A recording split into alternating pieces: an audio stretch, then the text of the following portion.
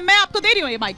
महन जी, लेकिन आप इसको किस तरह से देख रहे हैं? क्योंकि आप यहाँ पर देखिए कि बार बार जो विपक्ष है वो झूठे दावे यहाँ पर कर रहा है, उसको और कुछ नहीं मिल रहा है तो वो शंकराचार्य जी को बीच में लेकर आ जा रहा है, वो उन्हें उनकी बात यहाँ पर रख रहा है। मतलब आप किस तरह से देख रहे हैं इस पूरे प्रकरण को?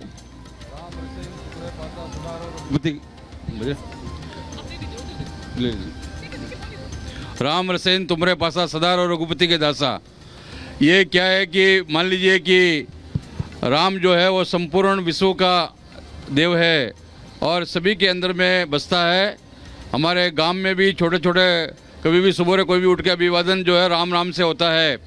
तो भगवान राम का दिव्य और भव्य मंदिर जो 500 वर्षों का संघर्ष के बाद में हमारे पूर्वजों ने संघर्ष किया है, उसके बाद दिव्य और भव्य मंदिर में भगवान स्थापित होने जा रहे हैं। तो देखिए कि देश में आने वाले समय में निश्चित रूप से जो राम के भगत है वही शासन करेंगे और जो राम विद्रोही है, जो रामद्रोही है, उनका जो है वो शासन समाप्त होने वाला है। ये समय भी आ गया है कि पूरा वातावरण देश में नहीं पूरा विश्व में ऐसा बन गया है कि सारे देशों में जो है कि पूरा राम में ही हो गया है। और अभी इतना वर्षों का संघर्ष के बाद में जहाँ भगवान प्रकट हुए थे वहीं पर जो है वो विराजमान होने जा रहे हैं। तो निश्चित रूप से क्या है कि जो विपक्ष है उनको विरोध करना भी जरूरी है। और ऐसा है कि मान लीजिए कि कोई जो सत्य को साबित करना है तो उसका असत्य भी होना जरूरी है। जो असत्य जब होगा तो वही जब भी सत्य की विजय होगी जी। ठीक है, तो पूरी अयोध्या, ना केवल पूरी अयोध्या बल्कि पूरा देश राममय हो रखा है। और ऐसा नहीं है कि पूरा जो सिर्फ अयोध्या है, वो भी आपकी सहयोगी पार्टी जो है उसके कुछ विधायक और साथ ही साथ आपके भी नेता हैं जो राममय हो रखे हैं, जो इस तरह की बात कर रहे हैं और ये कह रहे हैं कि जो न्योता आपको आभार जताना चाहिए था, जिसको अस्वीकार आपने कर दिया है, वो कर आपने आत्मघाती कदम उठाया है, आपने दिल तोड़ दिया है। मोरे मन प्रभु असु विश्वास। एक सेकंड। हाँ मैडम, पहले तो आप माइक करिए फोन। हाँ, ये कह दिया कि विपक्ष का जो आवाज है या विपक्ष के जो सवाल है वही झूठे हैं, तो कम से कम आप पार्टी न बनिए। मैंने कब कहा ये? मैंने कब कहा ये? कि ये कभी शंकराचार्य का... एक मिनट आपको नहीं मैं हाँ सुनिए क्यों कहा क्योंकि उनकी ओर से एक पत्र दिया गया है, उस पत्र में आशीर्वाद दिया गया है। कमलेश जी सुन लीजिए पहले, शंकराचार्य जी ने वो पत्र दिया है। उसकी सच्चाई कौन सा? व्हाट्सएप वाली सच्चाई बताएंगे? व्हाट्सएप वाली सच्चाई बता रहे हैं आप? पत्र की सच्चाई बता रहे हैं। हाँ। जो पत्र जारी हुआ है शंकराचार्य पीठ के सचिव और मैनेजर के साइन से जारी हुआ है और शंकराचार्य का जो बयान है टीवी पे और उस पे सोशल मीडिया पे वो वीडियो है। वीडियो झूठा नहीं हो सकता। अच्छा। और सचिव और मैनेजर के से ये भाजपा की जो सोशल मीडिया है वो निकलवा करके चिट्ठी लिखवा करके जो कह रही है कि शंकराचार्य का बयान है, साइन किसी और की और बयान शंकराचार्य का। अच्छा। और आप उसको कह रहे हैं कि ये झूठा सवाल शंकराचार्य का खड़ा कर रहे हैं। जिनको हिंदू धर्म में आस्था नहीं, जो सनातन को गाली देते हैं, जिनको चारों पीठ पता नहीं। पांडे जी इससे पहले कि मैं आलोक जी और अपने सहयोगी सृष्टि पांडे को मैं रुक करूंगी, इस वक्त वो जनता के साथ है। जानकारी नहीं, सुनिए सनातन को रोज गाली दे करके, जो सनातन को रोज गाली दे करके अपनी सुबह की शुरुआत करते हैं, ऐसे लोगों को शंकराचार्य पद की गरिमामयी बात बुरी लगती है। पांडे जी एक सेकंड आपको रोकने। नहीं आप नहीं बताएंगे ना, मैं बंद करिए। एक एक कर बोलिए, ना एक एक कर बोलिए। जनता ऐसे समझ नहीं पा रही है, जनता समझ नहीं पा रही है आपकी बात को। बोलना शुरू किया। ठीक है, आप अपनी बात कंप्लीट करिए, फिर पांडे जी से मेरा सवाल। ठीक कर रहे हैं मैडम। हाँ। कि जब ट्रस्ट के पदाधिकारी भ्रष्टाचार करें तो आप जो है सवाल उठाने पे जो है सवाल खड़ा कर दें। ट्रस्ट के पदाधिकारी ब्राह्मणानंद और शैव में और वैष्णव में भेद करें, तब आप कहें कि फर्जी सवाल है। इस देश में अभी तक तो ये हिंदू मुसलमान ईसाई में बंटवारा कर रहे थे, अब ये रामानंदी शैव और वैष्णव में बंटवारा करके जो है नौटंकी कर रहे हैं। एक बार जनता के बीच रुख करती हूँ। मेरी सहयोगी सृष्टि पांडे इस वक्त है, वो जनता किस तरह से देख रही है? क्या सृष्टि वो जनता भी उस तरह की, जैसी यहाँ पर राजनीति हो रही है, जो ये प्रवक्ता यहाँ पर बैठे हुए, क्या वो भी उस राजनीति को समझते हैं या उनको लगता है कि ये सब बेकार की बातें हैं?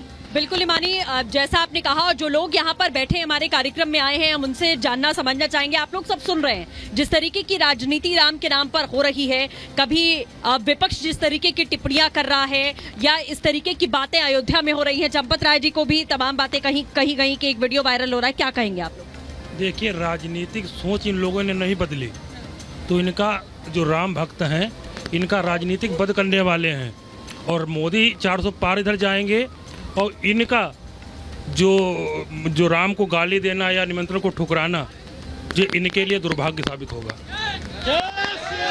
जो राजनीति हो रही है उसको लेकर आप लोग क्या विचार रखते हैं? हम यही चाहते हैं कि जो हिंदू हैं, हम लोगों की आस्था है, भगवान राम मंदिर में विराजमान हो रहे हैं।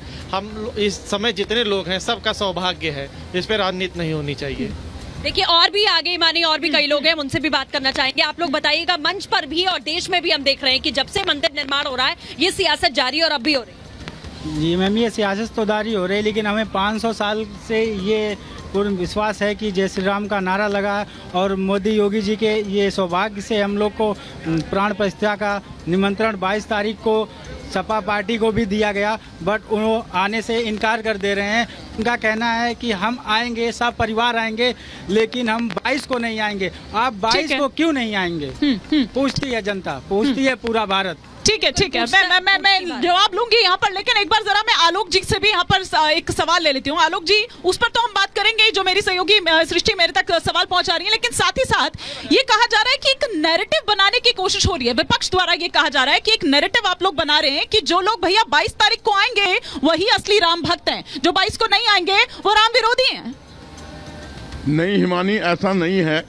जो 22 को नहीं आएंगे, पूरे देश से लोग 22 के बाद ही आएंगे।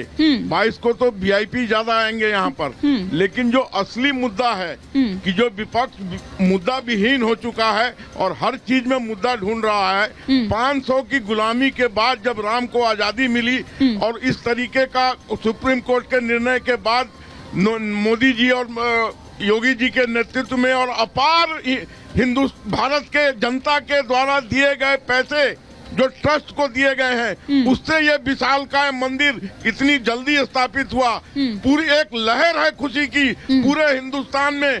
आज बिहार के पुनौरा धाम से 1027 गाड़ी से वहां की महिलाओं ने, झाड़ू लगाने वाली ने, सबने स्नेह बनाकर भेजा है ससुराल से, और आज संपत राय जी के यहाँ वो सारा सामान आया है। ठीक है, तो इस तरीके से मैं देख रहा हूँ कि पूरा देश इस चीज में। नहीं, वो ठीक है, लेकिन मेरा सवाल ये था कि जो 22 को आएगा वही असली राम भक्त होगा, जो नहीं आएगा वो नहीं होगा। वो कह रहे हैं कि अगर हम 22 के बाद आ जाएंगे तो क्या हो जाएगा? देश के ज्यादा गरीब लोग, मिडिल क्लास लोग 22 के बाद ही आ सकते हैं यहाँ पर, क्योंकि 22 को अगर वो लोग आएंगे तो जितनी वीआईपी की यहाँ व्यवस्था है वो उनको नहीं, वो पिस जाएंगे, वो इधर उधर भटक जाएंगे। 22 के बाद यहाँ पूरी जन सैलाब आएगी, पूरे हिंदुस्तान से लोग आएंगे और दर्शन करेंगे रामलला के। ठीक है, मैं श्रवण जी अभी एक सवाल यहाँ से आया कि 22 तारीख को क्यों नहीं जाएंगे? भैया घर पर जब कोई काज होता है, घर पर ब्याह है, शादी ब्याह है या कोई और फंक्शन है, तो उसी दिन तो जाएंगे ना जिस दिन न्योता आपको मिलेगा। या कहेंगे नहीं जी भैया हम तो 10 तारीख को फ्री हैं, 10 दिन बाद फ्री हैं, हम तभी आएंगे क्योंकि हम तो तभी फ्री हैं। नहीं, आज आपने सवाल तो बहुत बढ़िया पूछा। बीजेपी वालों ने कहा कि 22 को नहीं आएंगे वो भी राम भक्त हैं। तो आप बताइए, अगर बीजेपी के इवेंट को कांग्रेस पार्टी ने स्वीकार नहीं किया, जो इवेंट पूरे देश में एक प्रोपेगेंडा बना के दर्शाया जा रहा है,